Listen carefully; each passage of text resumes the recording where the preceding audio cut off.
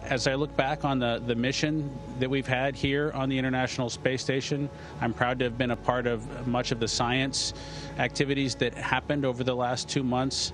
The view is always amazing, though. I didn't think I would do another spacewalk, and to now have the chance to have done 4 more was just icing on the cake for a wonderful mission.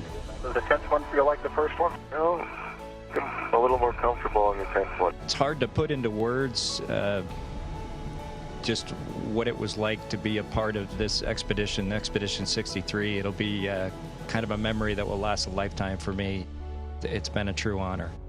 Dragon SpaceX, undock sequence commanded. Thrusters looking good.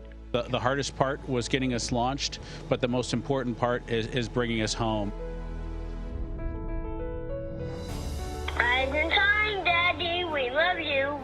Hurry home so we can go get my dog.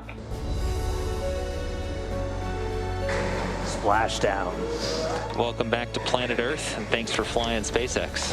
It was truly our honor and privilege. Space Dads are back on Earth after a 19-hour return journey from space.